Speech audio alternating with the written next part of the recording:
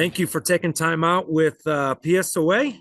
Sean Johnston here bringing you Great Plains Athletic Conference training tape number 4 with Monty Tilsner from the Big Ten Conference. Monty, welcome back once again. How was the games that you had last week? And if you could give some guidance on, as we get into the middle of the season, we get in a routine and sometimes we get too comfortable in a routine. What is it that you do and or your crew does to not get caught in the trap of being stagnant, but continuing to improve and develop week after week? Yeah, game was good. It's always good to get into conference play, steps up the play a little bit and the intensity, so that's always fun. Really to not get stagnant, I think it's really important that the referee, gives different pregame responsibilities to different people and let them have a little bit of ownership in what they do in that pregame because that's going to bring, different things to the pregame every week. All right. I'm going to make sure I add that to our referee conference call next week. So, referees watching this, make sure you bring different activities that you've done in the past and what you plan on doing differently in the future. So, that's a great tip there.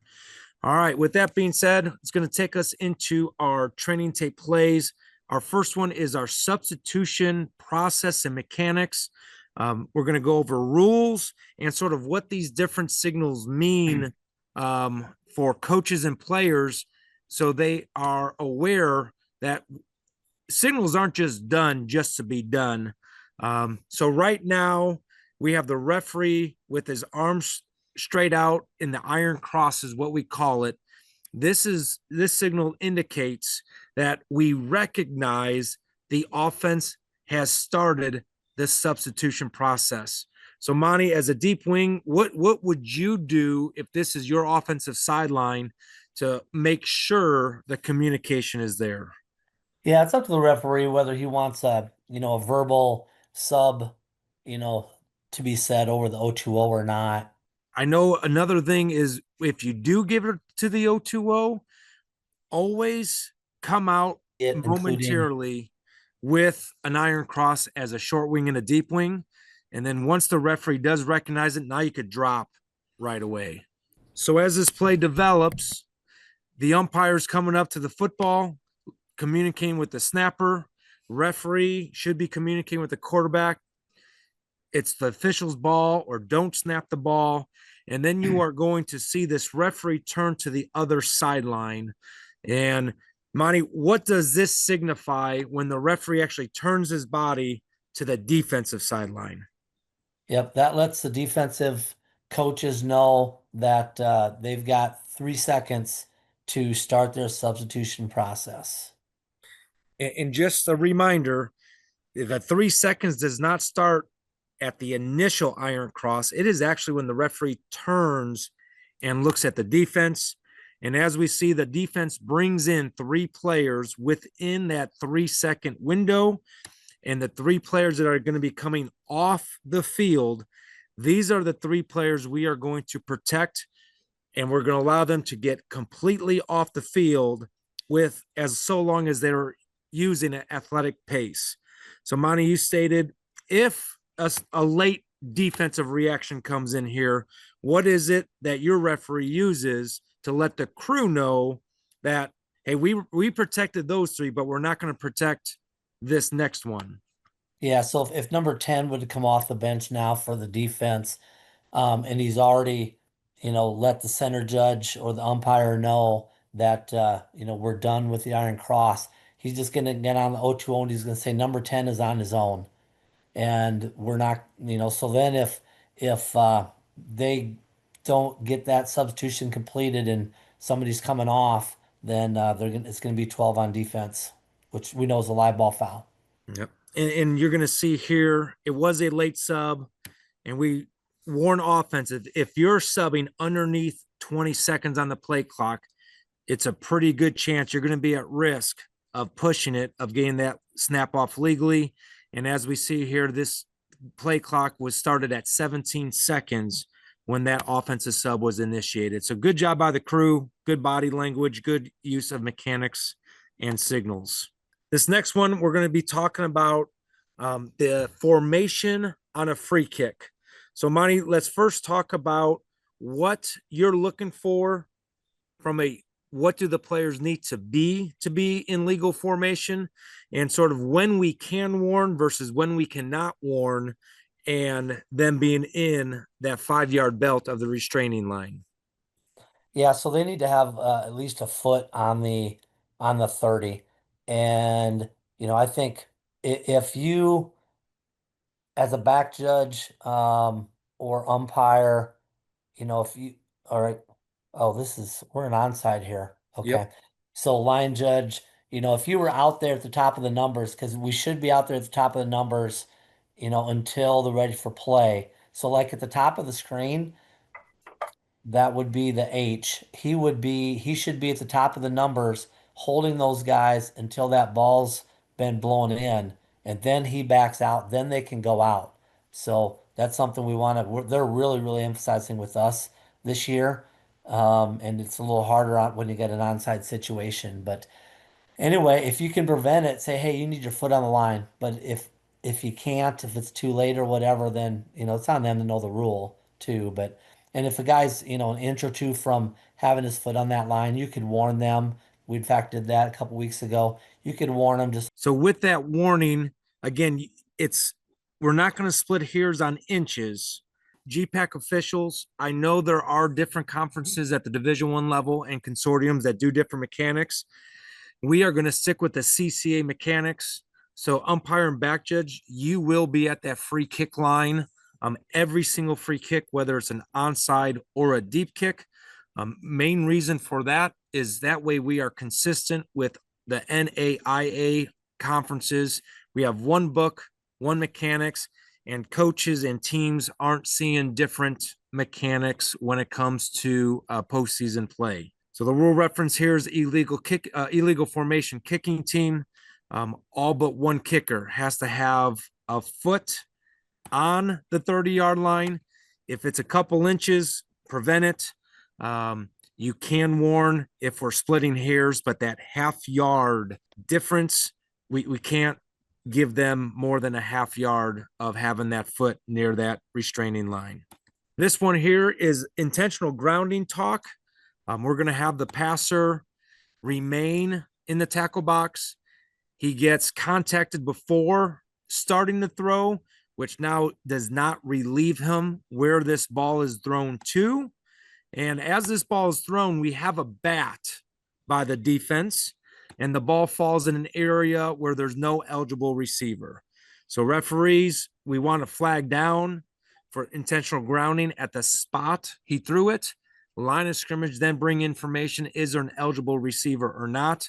Monty, the big question here, in the judgment of the line of scrimmage, can they use judgment of where that ball would have been thrown to, how far it would have been thrown had the ball not been batted by the defense?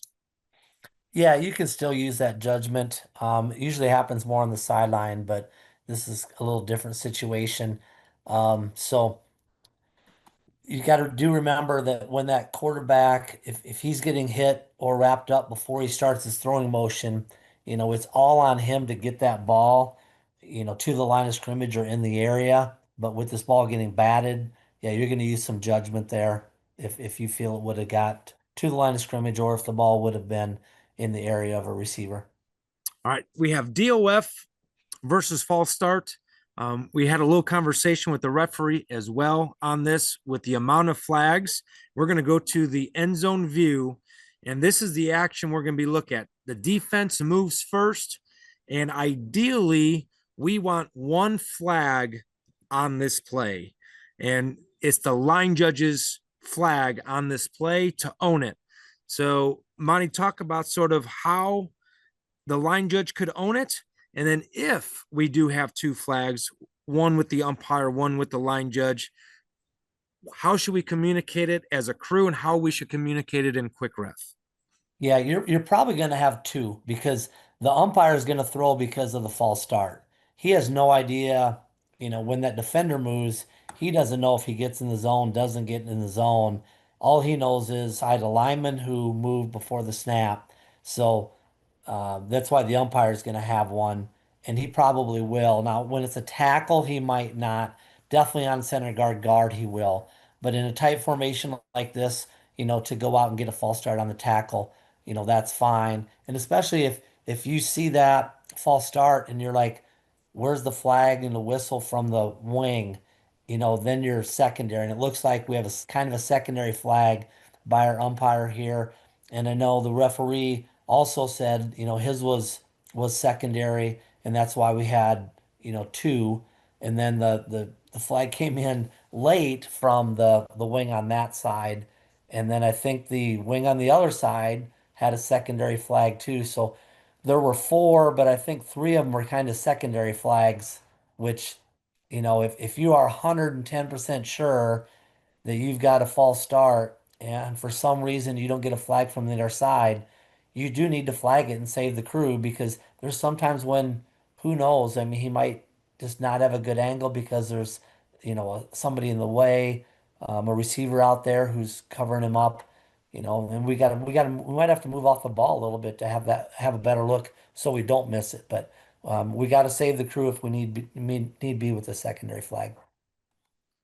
And then But it's going back, yeah, if you do, um, so whoever has the false start, if you're going with the DOF, those need to be two write-ups in quick ref. You got to have the false start, the DOF, and then whichever one you pick up, you need to put that in there as a pickup. So in this case, you'd have a pickup for the false start, which would be by the umpire, the referee, and then you'd have the DOF, which would be the one enforced by the two wings. all right, and this is just another example of the defense entering the neutral zone. Umpire does not have that information. We have a false start on the offense. So that's the umpire's foul, false start, and then pick up because line of scrimmage sees these two defensive linemen now into the neutral zone. And just another reminder, this defender on top of the line, this adjacent lineman is not protected because that defender entered the neutral zone. Only the adjacent lineman's protected. And this offensive lineman is protected because of he was head up or adjacent to this player entering the neutral zone. So if we have two different fouls, offside and false start, make sure we enter both, wave off or pick up one, and explain why we picked up one and left one down on the ground. Yep. And then referee, it's really important with this that in your announcement, you say uh, offside defense number 65 in the neutral zone, causing the offense to react because people are going to see that offensive lineman move and, they might think it's a false start. So when you announce it that way, it just lets everybody know, okay, that's why we have offside and not the false start. Our next clip is going to be talking about defensive pass interference, early contact, and then an explanation to why this flag was picked up with good crew communication and by rule. So we're going to see a receiver over the middle of the field. Number 11 defense is going to make early contact, not playing the ball, just playing the player. A flag is going to be thrown, but with this flag being thrown, umpires given a tip signal. What does that tip signal tell coaches, players, and the crew what we need to do with this defensive pass interference flag? Yes, we talked about this before. If we got that tip that occurs, before that pass interference occurs, then, by rule, we cannot have pass interference. So that's why we would pick this up. And back judge, if you would see the signal, wouldn't have to throw in the first place. But there's a good chance you're not going to see that signal. So you're going to throw, and then he's going to tell you. And that's definitely another one that we're going to, want to announce. So. Um, be careful on these ones that are through the back. This is pretty tight. It's, just make sure that on a through the back that it's one that is early enough that it impacted that play and not bang bang. It looks like he does get there early on this one, so just be careful when they go through the back. Our next play coming in is a potential offset, defensive holding, offensive holding. So from the side side angle, we're going to see defensive holding at the bottom of the screen, and then from the end zone angle, we're going to see a potential offensive holding. But as a reminder, if we have two live ball fouls, one by either team, those fouls will offset. So first, Monty, we're going to be talking about the defensive hold. What do you see here with this defensive hold? Yep, so you can see that shoulder dip. He actually takes him down the ground. So that's a really easy call. But before he takes him down, right there, you already have it. So but once you see that is enough restriction for a D hold, you got to look back and check the status of the ball. Because if that quarterback was getting hit and going down, you're not going to throw. But in this case, um, he's still upright, so you can throw for the D hold. And then, yeah, I see what happens after the play if you have a second foul or not. Then on this here, you have number 71 outside the body frame, grabbing and restricting. And this is completely judgment of a referee. We're not going to sit here and say every single time you see this action, it has to be an offensive hold. But what we are processing here is this grab and restrict outside the body frame, allowing this passer to escape and have material impact on the play? If you deem it yes, you have offensive hold. If you deem it no, it's not offensive hold. This is a situation to situation, but either way, reminder: two holds, one by either team, offset, replay the down. Yeah, and on those offensive holds, just have a high threshold and just be consistent. That's the big thing. So if that wasn't enough to be a hold in your book, that's great. Then just be consistent the next time and all will be good. And our final play of the training tape. I'm glad you sent this up to your supervisor at the Division 1 level. Good feedback here, and we've said it in previous years. And I know we get training tapes from a national level about getting the first foul and sort of that threshold. If there's a reaction, what is needed above and beyond the first foul to throw a second foul? And then talking about when this offensive hold turns into unnecessary roughness. Yeah, so he's trying to force this guy into the ball, which we know if he would do so and he would force him into touching it, that it'd be no touching. Forced touching is no touching. But he grabs this guy and tries to throw him into the ball. So I was thinking, I think this is, enough for a UNR.